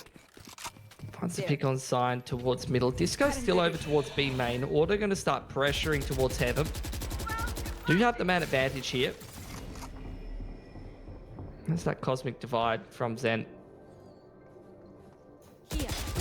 30 seconds Oh, nice trade to come on through. You've still got that resurrection available for Clutchy. He's still sitting up on top of his Sage wall as well. It's eventually going to fade on here, but with only 20 seconds, Tux is going to peek on through, loses his head. The spike is going to translate over towards the B. There's a couple of outs from BTS here as well with that res and that lockdown. Your duty is not Definitely. Rez comes out. 10 seconds That's left. Sicko back on the field. Like he did say, lockdown still available for Tensai. Disco, this is a great off-angle though. He's going to find the first duel. That was actually the heal, I think, that just went onto Tensai, so that's been wasted now. Last player Beautiful standing. flat. Oh my lord, Clutchy's just fluffed out that frag. He got the good flash out from Sicko, and Disco has just decimated them as well. That's pretty costly for the BTS. I saw Texter only had a Sheriff in that round, and I'm wondering if they've bought into that one Order. Either way, BTS down to the save now. Their money's been broken, and Order can start to even up this scoreline a little bit more. They did obviously take that first map, but again, BTS showing us that they can definitely go toe-to-toe with Order in a couple of these rounds. Yeah, the majority of them so far. Interesting thing for me as well, just while we've got this little pistol to come through from BTS, is on both of the maps so far, we've seen BTS be more formulated on the stronger side of the map, and the weaker sides they've tended to crumble a little bit. So what you're saying is that the strong side of the map is good, yes, and the weak side of the map is bad. Well, I wouldn't say bad, I'd just say it's weak. Hey, look, they've found 5, they found a Wriggle-On. If they can get guns back on and they can find an opener, shut down the likes of Autumn or Disco again with no resurrection to be seen just yet for the likes of Techstar, they could find the 6th round. Still a whole bunch of ults that have been held for a while now that I've been keeping my eye on. Tensai in particular, he's had that lockdown for quite a while. Clutchy pushed forward by the HLs there. He's going to actually win that duel. Nicely done. As I mentioned, Pilski, if they can find the opener on a Disco or Autumn and fall back with no res, then... Very nice indeed. They are well aware that time and time again, Order seems to be applying pressure to both of the extremities. So it's not like the opportunities aren't there. That's the downside to playing this more sort of split up style. And it's something that I've heard like a lot of people that I've talked to about like the differences between Valorant and CS in theory. Is that like, because of all these like abilities and whatnot, you can get isolated if you try to play this really split up style. Yep. And picked off. Just, I guess at the end of the day as well, a lot of people will be like, they find CS players find Valorant easy or whatever. It's just a different game. Yeah, you can make the connections between the two, but it's just a completely different game. Nicely done by Autumn. He's going to find a pick over towards this A side of the map, and Order still looking for control of it, but they can't get comfortable right now. Every time they try to set foot in the important part of the map, they're just getting picked. Yeah, and that had to be a big frag from Autumn there. He had to be able to get that one. It's a 1 versus 4 now, and Signed, he brings out a little bit of individual brilliance when he's on the Sova. But for right now, It'll be shut down, and there is that 6th one for McBTS. It's almost like you find the opening pick and you're better off for the round. That's crazy. I'm gonna write that one down. Little post-it note on the top of my monitor. Very nice. Not on the whiteboard. Oh. What am I supposed to do, Dion? Am I supposed to turn around while I'm playing and check my notes? All right. I mean, some people do that. Yeah. Concealment. Only a couple rounds left in this half now. BTS already doing a pretty good job so far. Clutchy's given a bunch of tells with these walls, though. I've got to say, every time they go up early, he's usually posted on top of them. Yeah, they've been quite well aware of that. Oh, that's another pick lost early on from Order over towards one of the extremities. That single player and B main, two different people, but both of them getting picked off for free, trying to go for a bit of a peek towards that B side. False sense of security. Is that turret floating? Because they destroyed the... Oh. No, it's got very good balance.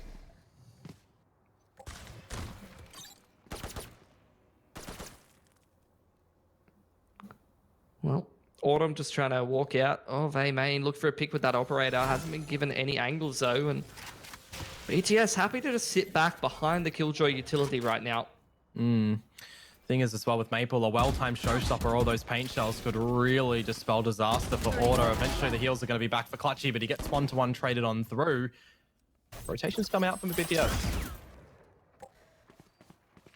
Still the Cosmic available for Texter, but I'm not sure if it's worth utilizing. Tuck's trying to turn things around, but only a 1-for-1. Probably not going to be good enough. 13 seconds on the clock. Tensai's just going to swing. He's done an excellent job on that Killjoy at holding on to his ultimate and just shooting the players that try to cross to the site. I mean, I guess if they never get in the site, then what do you need the lockdown for? Makes sense. Precisely so. Got one round of kind of padding right now for Order if they wanted to take a bit of a knee, or if they require to balance out their economy, but looks like they're going to be going in for the Force, and I guess why not, right? They've got 5 ultimates that they can utilize here. I mean, there's just so many ults in the server. And I've seen it a ton of times where there's just a huge amount of ults, but I haven't seen those round deciding ults as much, and I haven't seen one of these rounds where it's just a dump of all the ults in quick succession. There's a push from Clutchy straight through A main. That's a lot of information for BTS. Now you're seeing the Heaven pressure come in. There's no way Zen can be ready for that. They're just walking straight through Mail. Autumn's even gotten in front of this wall in toward their spawn. Tux has managed to dispatch a Sicko. It's now a multi-dimensional play to come out from Order. Showstopper doesn't even destroy the turret, so there's some more damage done on towards McBTS in this round. More ults to be calculated out from Order as well, but Clutchy's in their spawn, and look at that, Tux. I don't know if he heard a step from Clutchy or whatever it was, but that was pretty perfect timing. Yeah, I think he made a step there. Bombs down at B as well. Unfortunate for Maple. Hasn't been able to really find too much there. Couple of bits of Astra utility coming out from Signed. And it's all on Tensai. BTS, they had a decent push, a decent timing with the info on A, but unfortunately just getting caught off guard by the contact play straight into Heaven from Order ends up costing them. If they had a little bit more time for that A push to come into the fray, then you're looking at a different round. But at the end, Order will pick one more up and get pretty close to 5 rounds on the board. If they get a 7-5 half, I'd say they'd probably be feeling pretty confident moving on to the defender's side. But 8-4, I guess you'd be happy with that as BTS. If they can get it to 8-4, 7-5, I think you're more favouring Order there, specifically if they do gather that pistol as well in the CT side, or the defensive side rather. Money's a bit scuffed for BTS, that's the issue. Couple of judges, couple of specters. Ooh, oh, wow. He's left a gap in his own wall. He's one off the resurrection as well. This is a very instrumental frag, I would say, is the way to put it for this one, if he gets it and is able to fall on back. Been playing around the wall, though. They're well aware of that, taking their time. Oh, he's going to grab the orb. There's the res. Not sure he's going to get a chance to use it though, considering there's not a soul near him. Watch him get timings now. Well, that's the Killjoy ult over towards B. The counter Killjoy ult comes out of Tux. Really order, sorry, Tensai rather. Really order only trying to apply pressure towards that B side of the map. It is obviously a fake. Clutchy hears it all now as well. He has to be really careful with his judge on when is the opportune time to peek out. The Cosmic Divide comes down and Maple is here to assist. Send in Maple first and then let the Cavalry come in a little bit later. You've got that retake Rolling Thunder for Sicko, but Senkoku, he's just pushed himself out. He's dropping in towards Hell. That's been heard. Maple starts things off on towards Signed. Answers back. Clutchy, 3x1, can still go for that resurrection as well. There's the Rolling Thunder. This is going swimmingly for McBTS. Tensai gets another as it's all down to Tux, who is nowhere to be seen at the moment. He's pushed through the spawn. 5 alive for BTS on toward this defuse. They're all just sitting like flies around food. There you do have it. McBTS 8-4 is the halftime scoreline. It's a solid half. They can definitely keep being competitive. We'll see how the pistol goes. As for Order, still a little bit on the flat side. Sort of just walking around the map. No one's, you know, stepping up, hard carrying the boys at the moment. Didn't really see that many rounds either where they walked out those extremities and got some of those openers where Autumn or Disco started to take over the round like you usually do. I think that more often than not when Autumn were trying to go towards those extremities and find the picks, which they usually have a lot of success doing, they ended up getting free picked. Very uncharacteristic. I'm just looking at this pistol round right now, Pilski. BTS have got everybody with light shields and classics. They've all opted to bring out their util. Well, we'll see what they do with that util. That's the main thing. Astra is over there on the lurk. Can obviously help out the boys with plenty of util from that lurk position. Wall being broken now for BTS. Brave from Texter. Oh. Barely gets away with it. Gonna drop that slow orb. There's the gravity well as well, just to keep him safe. Yeah, some well-timed paint shells as well. Could spell disaster for Disco, or in the reverse, as Disco just peeks out nicely dry. Autumn, meanwhile, found the first opener. A little bit of over-ambition from Disco, but it's well worth it. Paint shells finding Tensai. Yeah, back to a 2-on-4 after all said and done. BTS have no map control to speak of. Don't really have a whole lot going for them. They're being double or triple flanked right now by Order. Yeah, Rough position to be in. Spike in Sicko's possession doesn't really give good confidence, but at least both of them are there to assist. They're not going to be expecting the secondary flank from Texture, though. He's got the heals as well that can go to his own body if he wants. I don't think Clutchy has them, but it doesn't really matter now. Clutchy getting out that wall. Texture just being a nuisance. He'll fall back as well and makes Clutchy sort of sweat for this round, who now is on 14 HP, 5 seconds from the heals, but goes for the re-challenge and loses it. Weapon here. It's a great pistol for Order to win. Keeps the pressure on BTS. You saw this in the last game on Haven between these two teams. You know, there's a couple of these rounds once you start front running as the underdog where if you win them, you feel a lot more comfortable. You know, you give yourself that extra round buffer. The pistol's a good example of this, but even gun rounds where you're going to be able to break or pressure the economy allow you to front run a little bit harder. But when Order wins these rounds that are pretty instrumental, like the pistol, like these first couple of gun rounds, it's going to put a lot more pressure on a team like BTS, especially on the attacking side of Split here.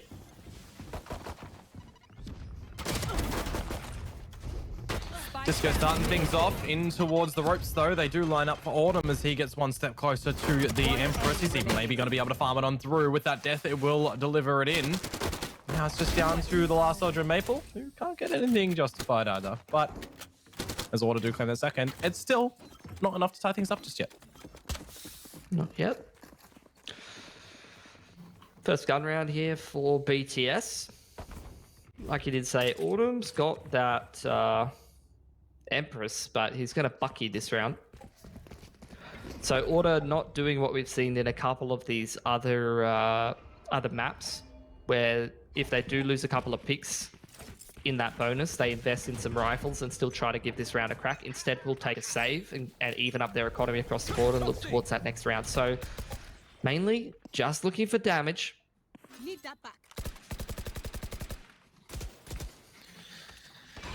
Yeah, it is the bonus round, of course. The Bucky being purchased up again. Or rather carried over. Good use of the swarm grenade. Just to clear out basic angles.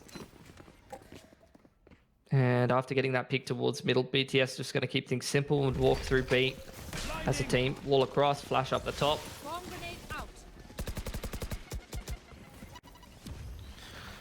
The ideal position for BTS right now is to keep order split apart around this site to make sure there's no way that this utility can rain hellfire down on toward it. But speaking about just keeping them separated, if Tux can do the same towards BTS, he might be on for a multitude of frags. The spike gets planted right now. The boombot is fluffed out by Disco, and now is just going to be this really interesting lock of the field for McBTS. Maple onto Texter, but Trade's looking to be sought after. Disco good for one. This is starting to be a little bit vulnerable for McBTS. The self-heal comes on through, Zenkogo is traded on out. This could be absolute shambles for McBTS, because look how low the last soldier is as well. Signed is creeping around, and Maple has no idea. There's the push out for Signed, and the bonus round goes over to Order. Wow. I think that was a similar situation on this exact same site that went the way of Sicko in that first half, if I remember correctly, where BTS won that bonus. So I guess karma comes back around. Either way, though, that's going to be a great start to the defender's side for Order. And like I said, they're really going to be breathing down the necks of BTS, who now have to take a save. That's going to be the scoreline evened up, and potentially a pretty strong economy for Order to take through the rest of this half.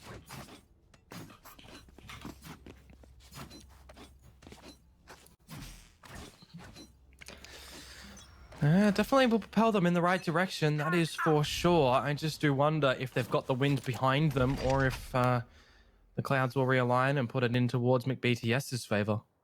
A couple of kills could be pretty critical for BTS in this round. A couple of these players, like 5 out of 7 on their ults. So a couple kills on the Sheriff, obviously damage Order's economy, but also help out on the ults for the next gun round. Oh, if Clutchy won that duel, that would have been pretty damn decent as well. But the trades are at least being seen from Order, and the assistance, the pistol to be brought on through as Maple's is better than Disco's. 3 versus 3 though. Any more damage from here from BTS, and actually take this round with a pretty nice outcome. Okay, now we're actually talking that they might be able to win this one. Showstopper's brought out as the scare tactic, and it's going to keep Tux in defense to spawn. Yeah, he was already down there when that showstopper was pulled, so I don't think he's interested in moving anytime soon. He's still staying there. He was just resting his eyes for a minute. He's not sleeping. Spike goes down. Oh Tux no. Caught sleeping a little bit, pushing out Heaven there without Signed anywhere near him to trade.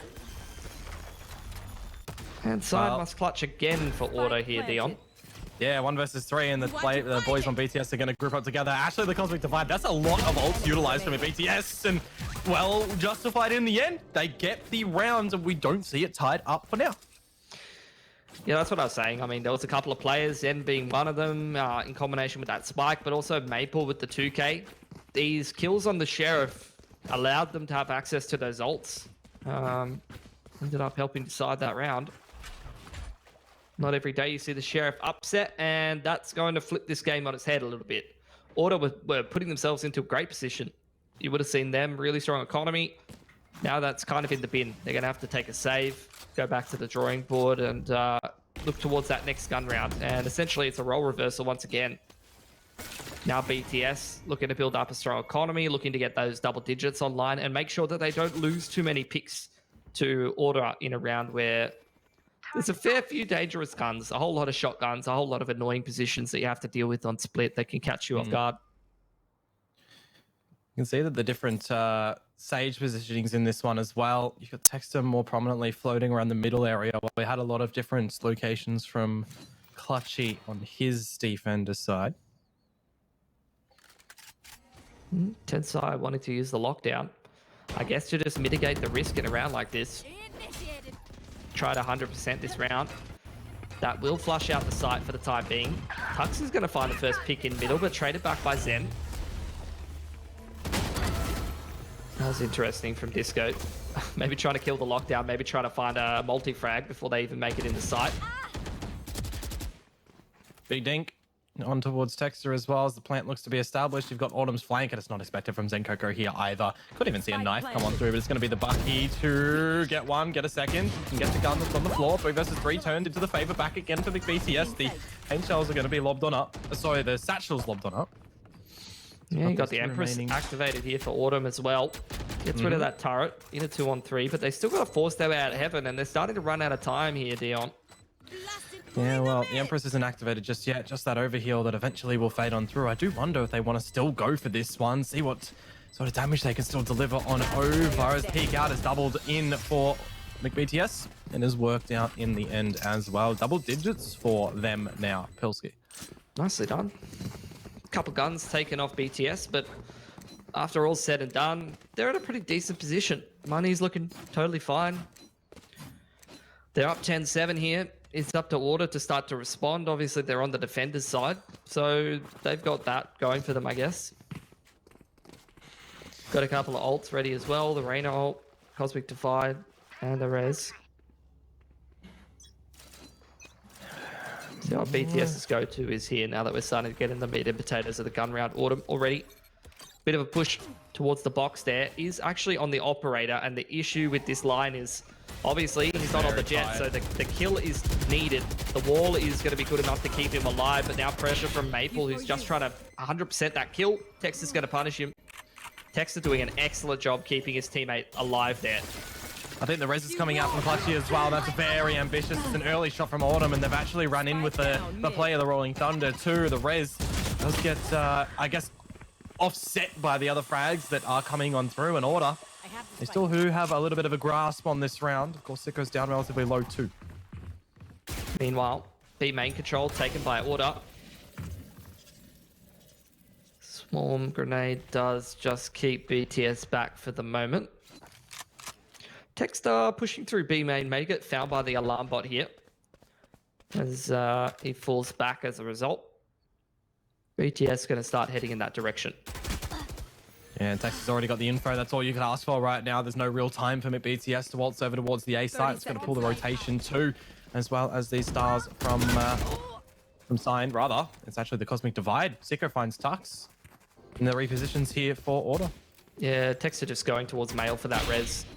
Wanted to try it 100%, and he's even going to get a kill on his way through. Gets that res in towards Ropes. Thought it was in Mail. He's in Ropes. Maple pops his showstopper here, and Tensai, he knows he has to go big. He knows he has to take a bit of a risk here to make something happen, but Sign's already ready for it. That's very crispy from Signed as well. Now it's all on to Maple. See how much damage you can do, how many weapons you can take out of Order's possession. You have just been known in your location at the back of the pillar, and with Texas flank, unexpected for a little bit of the ring around the rosy. Now the defuse comes on through in Order. They'll gather 8. What's the money looking like for BTS, I wonder? Can they afford a buy? Because I think that some of them getting a little bit lower in terms of the cash, but can put the buy through. It's going to empty the bank accounts for these lads. Couple more ults available for Order. Obviously, Autumn's had the Empress for a while, but he's been on that operator, so not really interested in popping that. Maybe in like an XVX situation, he might drop the operator and pop that Empress and pick up a rifle, but apart from that, no real great use for it just right now.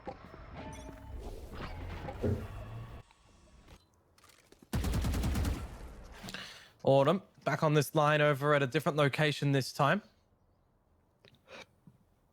And then the one ult in this round as well with that Empress. And with an operator, I mean, you're going to have to be sharp on those shots and the quick scopes if you get overwhelmed. If anyone can do it, it's Autumn. Yeah. BTS, in the meanwhile, I mean, they have literally put zero pressure on A in the early parts of this round. Autumn was on that deep line, but falls back towards Elbow. BTS choosing to reroute back towards A. There's 2 Astra Stars already there. For side to pop, and he's playing over towards Heaven's side. So we'll see if he can delay this push. Now he's going to start seeing... going to tell. Yeah, that's what I'm saying. I mean, these stars that is going to be thrown down by Zen is going to be a bit of a tell. But Autumn doesn't care for smokes. He's just going to push straight through. That's a shutdown. Easy as you like. Yep, the last one is missed. He's already done his damage. His sign gets traded on out. Tensai's flank, is this going to be expected? No one's looking at it at the moment. The turret, though, will give info when Tensai peeks on out. And actually, he might have just found the right timing. I don't know if Tex has actually just seen him. He's heard the footsteps, though. Enemy remaining. All on Zen. Got his work cut out for him. Don't think it's going to be happening, though. It's going to be disrespected. Disco going to do a bit of a airborne drive-by and pick up the operator in the meanwhile. So at least they've got the COD 2 scope still on the team. Yeah, they definitely wanted to keep that one in possession, not have to reinvest 5K smackers in it.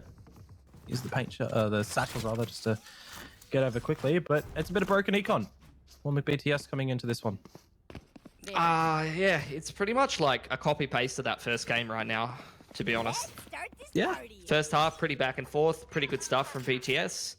Then we move over to the second half, and yeah, BTS are picking up a couple of rounds, looking pretty decent, but Order's really starting to hit their rhythm now.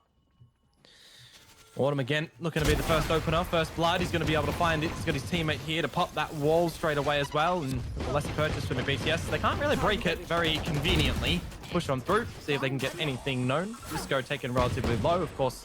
He'll come through a little bit later. Solid crossfire between Order, playing off of each other very well. And that's going to be a cleanup from Texter. He's doing an excellent job on that supportive stage role. Just making sure that Autumn doesn't get overwhelmed, keeping him safe, slow orbs, walls. And all of that aggro being drawn is just food for Disco to play those off angles. Even if he does get smoked off or counted out by util, he's still got things like the boombot and the nade to just continue zoning and giving Autumn even more space. So it's a pretty annoying mid crossfire to be breaking. And that's even if they're playing towards that side of middle. Then you just get, as always, Disco and Autumn constantly switching up their positions, keeping you guessing. I like the little bait attempt with that Nebula there. It's just the dissipate. Of course, it's a smoke the last 2 seconds and then fades away straight up. You get your star back.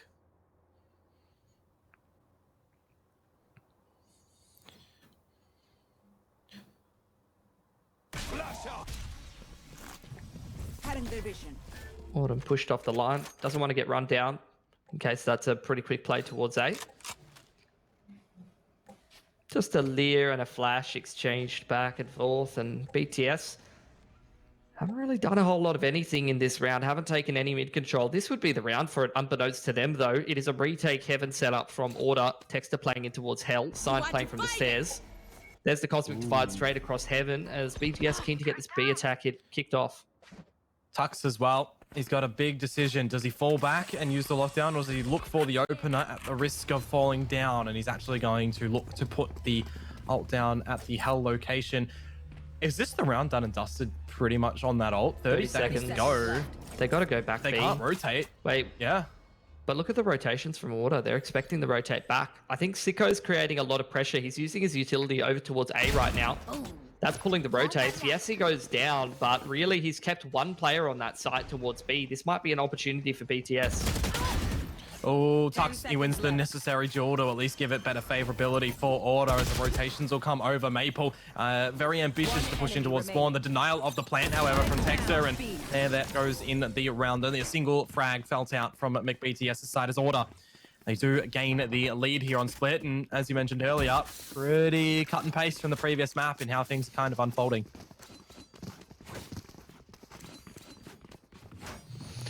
Very nicely done. Gonna be BTS again, put on a save round. Order's economy is absolutely fantastic at the moment. It's gonna be very hard for BTS to get back in this game. At least they have a couple of ults that are pretty close here. So a couple of key kills in this round, or maybe some orbs being farmed, could definitely help them out on that front.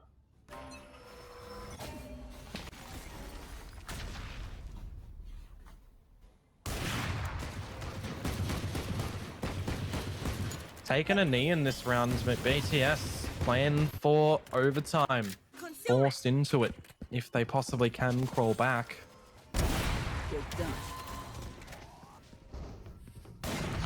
It's up from Autumn. Maple forcing his way into ropes, trying to chase down that Alpha. But as we have seen many times from Order, Autumn is never alone. He's always got a little bit of assistance. He's always got somebody holding his hand. Texter and Disco in particular doing a great job. It's just a great team effort by Order. It's nothing flashy. You know, none of the boys are really stepping up and hard carrying or exerting crazy energy right now. I really feel like they're just playing very good fundamentals, playing off of each other pretty effectively, and winning in that regard. It's just some of those non-flashy setups out of a strat book, just the pretty decently easy executable ones that you'd come to see be, your foundational plays as well. You know, you don't have any of these grand plays that would completely give very good confidence. I guess Order as well, you know, a team that would probably be holding a couple of strats in their arsenal for a match like a grand final tomorrow.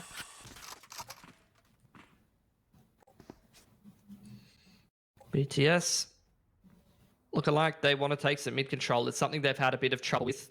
Problem is, Autumn no longer on the operator, has actually gone for that push all the way straight through A main, which means he's where the attackers buy guns. And the longer the BTS take to go in towards this B site, although that pick onto Tux will help them out for sure, the closer Autumn gets to the backstab. Yeah, I don't know. I don't think they're looking at this. Does he choose to destroy the lockdown? The first kill and the lockdown means his team can get quickly in toward the site. Although it's about the same time with the lockdown that it was destroyed. So you already know that Order were off the site just in case Autumn didn't find that right timing. But the plant goes down in this 4 versus 4. You've got the showstopper for Order and that resurrection. Starting to pressure more on the flank. The push in towards CT from Sicko creates a little bit more pressure for BTS, but Signed is looking after his friend. The trades go in the favor of BTS though. And the rocket's brought out from Disco as well. Clutchy is just heading for the hills. He's hopping out quite nicely. Where does this rocket go? Over toward the default location just to destroy the turret. The swing on through. Autumn and Disco though, they close it on out with a nice, well-timed affair. Order, it's 13-10 on their final map of the night, as they do claim victory to go back against Wildcard in our grand final tomorrow. It's a pretty good effort from BTS. So considering, you know, how long these boys have been together, double digits on those 2 maps is a pretty impressive performance. So I'm really, really keen to see, you know, they've just formulated this team together, how far they can go, a little bit more practice under their belt, a couple more of these tournaments coming up. Definitely a team to keep your eye on. Yep, certainly keep your eye on that. And we do have a very rapid interview coming on forward as well. We've got Texter on the line from Order. Matt, how you going, mate? Good, thanks. What about you boys? Yeah, pretty good. I guess as a little bit of a first question, how are you guys feeling of the day as a whole? I think we were coming into the wildcard series thinking we were going to be a little bit more dominant than we were with our showing. So I think the boys were a little bit disappointed after that result, but then we just had to reset mentally and come to the series against BTS with a fresh mind and try to so we can get back to the grand finals for the redemption. Cool. I mean, I just wanted to ask you, I've obviously covered a lot of your games, even going back to Counter-Strike, and it's been interesting to watch how you've sort of changed up how you play as a player and developed as a player. What's it been like to, fully transition to Valorant, start playing Valorant, and more sort of feel like that Smokes role and supporting the boys? Like even in that game, you're like playing the Sage and keeping Autumn alive a lot of the time, utility dumping, where versus I compare that to how you played in Counter-Strike, where you're like usually pretty aggressive and putting the team on your shoulders in some cases. How's that transition been for you, and have you sort of changed your philosophy on how you look at the game? I think coming into Valorant, obviously at the time, like Tyler and I were still backband, so it was like pretty much like a fresh start and like a big relief and like just mental clarity for me. Like as soon as I started playing Valorant, I realized like the potential the game had. I was like super motivated to play. That's something that I probably lacked in like the last maybe like year or two of playing Counter-Strike. Like if I reflect on those times, I probably didn't want to be still playing the game, basically, just because I knew what I had achieved was pretty close to the limit for the scenario I was in. So coming into Valorant, that was like basically a clean sweep and gave me like a lot of energy towards the game. In terms of like role-wise, like when I first started playing this game, we had like a couple of old CS players. We were playing with like Ferg and Wizard and Dick Stacey and stuff. So on that team, I played like a pretty similar role. compared to Counter Strike, like more entry frag, like more of the duelist, basically. But then when we made adjustments to the roster and picked up Autumn and now Signed and Disco, basically we started we started with like similar roles. Like we had Autumn on the Cypher and even Disco on the smokes and stuff. But I just felt like when I was calling at that time as well, when we lost to EXO, like in the series, what was it, last track or whatever, at the end of the year, we basically were just like a lot of the rounds we would lose, people didn't understand their roles correctly. So I felt like a big thing for our team to improve upon and like learn was to switch our roles so people were more comfortable. So that's why I've like pretty much transitioned to like more of a supporting role, to be honest. Awesome. What's sort of the game plan for Order at the moment, looking forward, looking toward the next stage and the stage after that? Specifically, you know, you're one of the teams that is, I guess you'd say, expected to be going international, gathering one of those 2 spots. What's the game plan with that moving forward? I think we're just taking it like one day at a time and just focusing on the things that we can control. Like we can't control whether we win or lose series. What we can control is like all the variables in between. So at the moment we've been like, well, I've been extremely happy with the way we're like our outlook on the game basically and how we're approaching practice and the different things we're trying to implement. Obviously everything takes time, but I think the longer we as a 5 play, we'll probably just keep progressing in ways that I think other teams don't have that ability just with our skill and our philosophies and strategy and stuff. I don't think teams in Australia really innovate like us. And I think you'll see teams actually like copying some of the things we do. Like I don't think teams will admit it, but like I've watched games and I see little small things that they're doing that they definitely would have copied off us. So yeah. Awesome. Well, thank you very much, Texter, for coming on board with this interview. Good luck for tomorrow in the grand final, of course, against Wildcard. They will be gathering that little veto advantage. There you do have it, everybody. Pilski, pretty well spoken on that interview from Texter. I got to say, it's always great to have him on, even though I think he might have been using his webcam microphone that sometimes comes in there a little bit time and time again. It's always a bit of a funny one, but well, why don't we have a little bit of a refresh on how the bracket is looking at the end of today and at the end of the adventures that we've had in these past 4 days with you specifically, because we do bid adieu from you from here on out. I think it's been a good bracket. You've seen like upsets galore. You know, the wild card being one of them. You know, they're playing extremely well. Their form is on point. And then obviously down there in the lower bracket, Nebula and Big TS both upsetting and doing pretty well for themselves. You know, BTS, even in that series, even though they went down, they still secured, you know, some pretty good double-digit performances there against Order in that game that we saw. They were front-running in both of those maps. So I think if you were to holistically sum up how this bracket's sort of developed and what it means going forward for the rest of the VOT stages and heading towards the end of the year, really it shows you that a lot of these teams are improving. Maybe there's some gaps closing in some regards, and there's a lot of teams to keep your eye on, sort of shuffling around in terms of the hierarchy of everything. But in saying that, these teams that are losing games, whether it be Order, whether it be, you know, Mind Freaks and Blisses, they're not just going to sort of rest on their laurels. They're going to go back to the drawing board and they're going to continue to keep improving. So all you can gain for that is just the quality is going to go up. And I'm really, really eager to see how the rest of the comps go. And obviously the grand final tomorrow. Yeah, I think it was a really good eye-opener for Order in today as a whole as well, you know, dropping that first series to Wildcard, which they are really ecstatic about, getting that advantage going into the grand final and being able to finally claim a win over Order as well. Makes the sort of proceedings and the tiered dynamic of our teams a little bit interesting now. The likes of Bliss, Mind Freak, Wildcard up there trying to all compete against Order. Now you can kind of maybe throw Big BTS in the ring. This BO3 really as well, finding double digits against them in their early stage will give good proceedings to them, hopefully going into the near-distant future. But of course, that is all we look to have today, folks. Pilski, we do say farewell to you, as I did mention. Do you have any final words for everybody? Not really. It's been a pleasure. Really looking forward to taking a look at the grand final tomorrow. Obviously, Order looking for that revenge story over Wildcard and a fair bit of cash between second and first place. So plenty to play for there. Make sure you don't miss it. Yep, well, it's going to be me and Konkimoto style bringing it on forward tomorrow as well. Same start time as today, everybody, 3:30 p.m. That best of 5 grand final, a veto advantage to wildcard. No map advantage coming on through in this one. From us, it's farewell. Have a good night, and we'll see you tomorrow.